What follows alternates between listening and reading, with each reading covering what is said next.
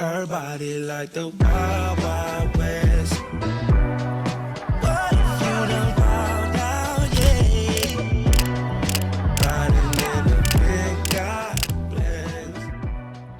O que nós queríamos explicar aqui às pessoas também com este episódio era se o Joaquim pudesse-nos explicar um bocadinho a diferença do mercado de primeira mão, ou seja, aquele contacto que as marcas têm com o cliente final diretamente, e, ou seja, o contraste para o mercado de segunda mão. Como é que funciona? Como é que, hoje em dia, se a pessoa quiser um Rolex, um Patek, um Audemars Piguet, como é que, ou seja, uma pessoa pode entrar numa loja, pedir esse relógio? Como é que funciona um bocadinho essa logística? Assim? Bem, o mercado está a ficar, como eu digo, muito mais apertado, muito mais estreito. E eu vejo isto, e para mim a razão disso é que as marcas, houve aqui um período em que as marcas produziam e diziam que vendiam luxo. Mas, enfim, o mercado também é muito grande, não é? Mas a partir da altura em que se vende 800, 900, 1 milhão de relógios de uma determinada marca, o luxo parece-me que vem um bocadinho cá em baixo. Uma das primeiras marcas a fugir, no fundo, da quantidade para ir só para um mercado mais restrito foi a Audemars Piguet. Foi a primeira a ter essa estratégia. A ter essa estratégia. A Audemars Piguet praticamente deixou de ter agentes, tem muito poucos agentes, para ter lojas próprias ou showrooms próprios de venda direta. O que é que isso implica? Deve ser, neste momento, das marcas em que o resultado positivo, o resultado económico da marca é muito mais vantajoso. Porquê? Porque num relógio, vamos falar assim, por números hipotéticos, num relógio de 20 mil euros, saía da fábrica, por exemplo, por 10. Não é? Eles tinham aqui um EBITDA de 30% sobre 10. Neste momento, como sai da fábrica e eles vendem diretamente, eles têm um EBITDA de 13. Claro, sim. É totalmente diferente, não é? Passam a ter um relógio em que o custo de produção pode ser de 7 e vendem eles diretamente por 20. Claro, sim. Enquanto que, quando saía da fábrica por 10, ia para um armazenista e depois vinha para a loja. Havia aqui duas cadeias de comércio, no fundo, que tiravam à própria fábrica a rentabilidade. E aí a Audemars Piguet antecipou-se. Antecipou-se, e depois as outras marcas como a Rolex Vêm fazendo a mesma coisa. A Rolex, por exemplo, neste momento comprou no fundo o distribuidor dele em alguns países, o caso que era a Boucheron, a Boucheron era o distribuidor da Rolex na Suíça e noutros países, que era a parte comercial, no fundo, invisível da Rolex, mas que não era da Rolex e que neste momento é da Rolex, e foi um negócio de muitos bilhões, muitos milhões ou 1000 milhões de euros, ninguém fala bem, exatamente para começar a cortar barreiras. E alguns, diz-se hoje que a Rolex neste momento produz 1 milhão e 200 mil relógios. Por ano. Eu julgo que a ideia pode ser baixar, desde que o EBITDA da empresa ainda suba mais, exatamente por cortarem algumas fases do comércio, não é? Claro. Com esta compra, não sei o que é que vai acontecer a muitos agentes no mundo inteiro, porque se eles têm o know-how comercial, eventualmente vão passar esse know-how comercial e vão começar a abrir mais lojas próprias.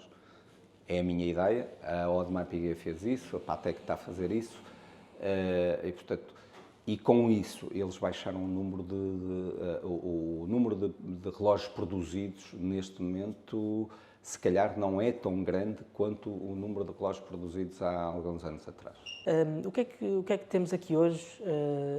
O que é que nos trouxe? Bem, eu trouxe uma coisa que anda muita gente à procura e da marca que falamos, que é muito exclusiva, que é um Audemars Piguet de senhora e um Audemars Piguet de homem.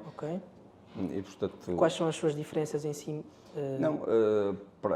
Ou seja, é o mesmo modelo, mas se calhar o mesmo modelo com características diferentes, em termos de tamanho, em termos de leveza, este com diamantes, de senhor e este de homem sem Este diamantes. é muito fininho, muito É. elegante. E esse tem uma particularidade que a marca praticamente já deixou, ainda é um relógio a pilha.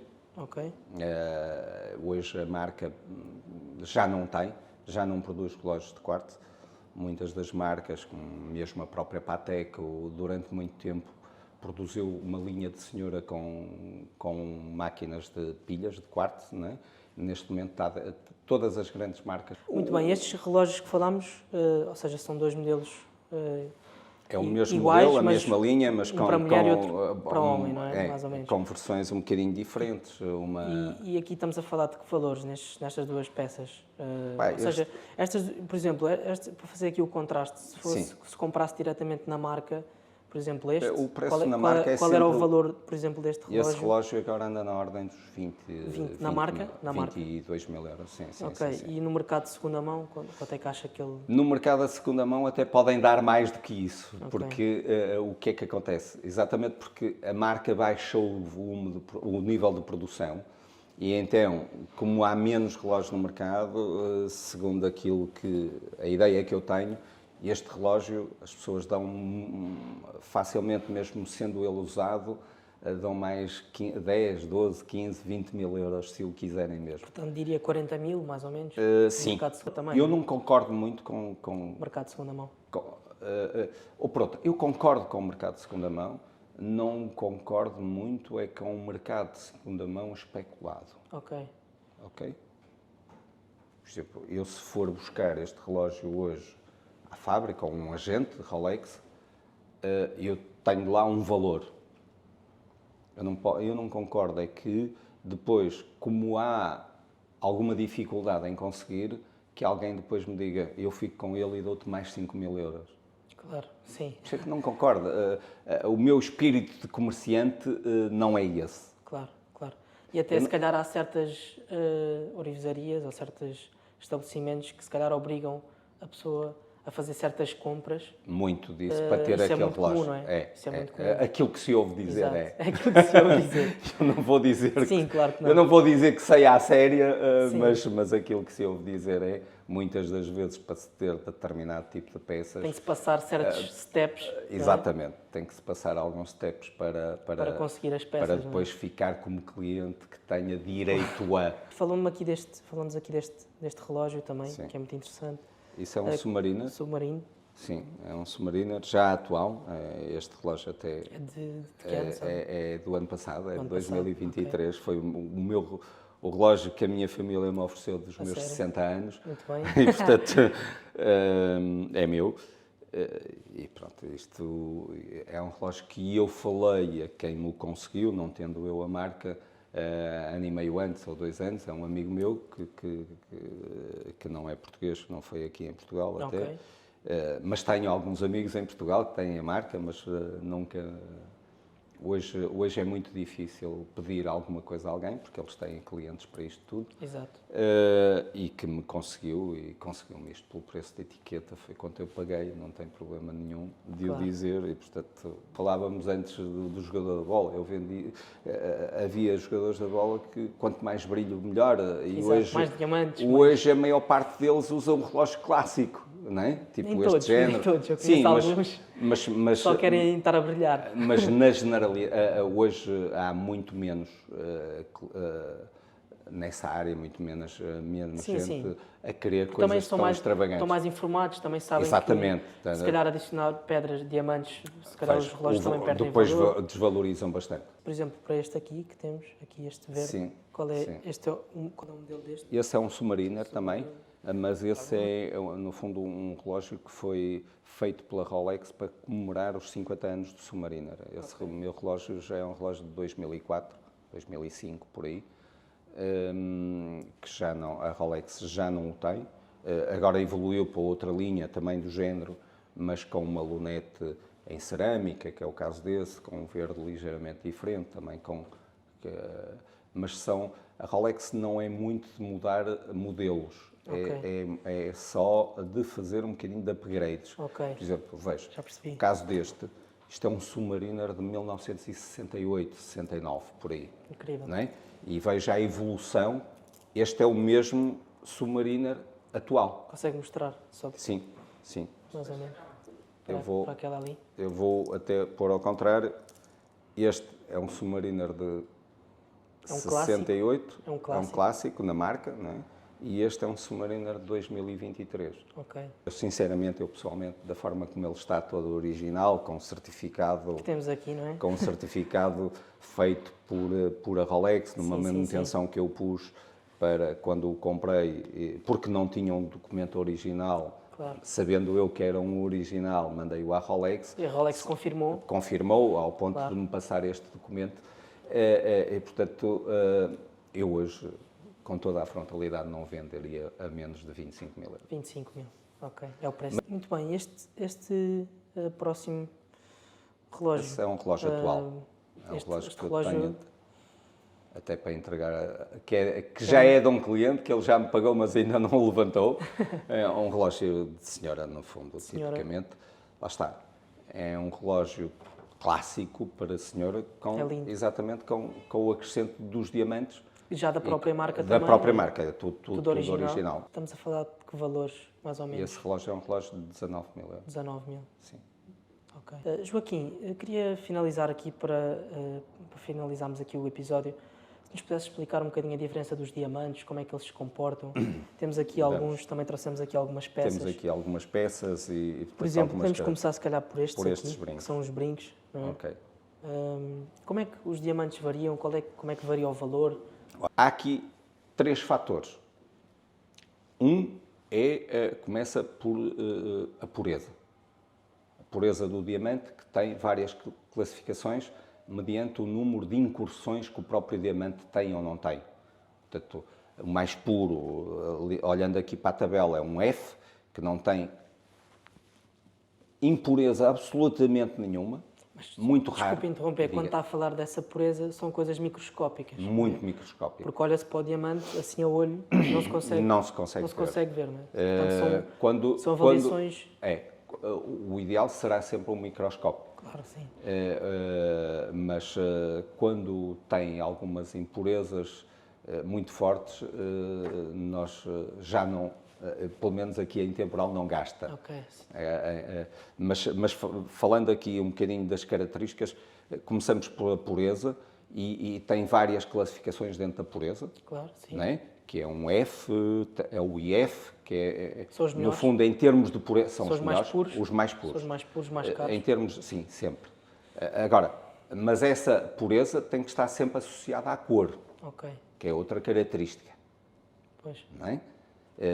Portanto, nós temos depois, dentro da pureza, temos aqui, voltando à pureza, algumas etapas, que é o caso o F, o IF, o VVS, e que normalmente repartem em dois parâmetros, o VVS1 e o VVS2, porque eles são muito iguais, mas às vezes a impureza ter 1/10 de milímetro ou 1,11 de milímetro pode mudar de VVS1 para VVS2. Certo.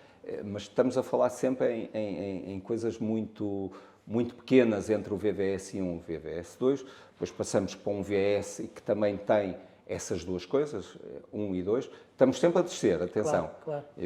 Do F para baixo é sempre...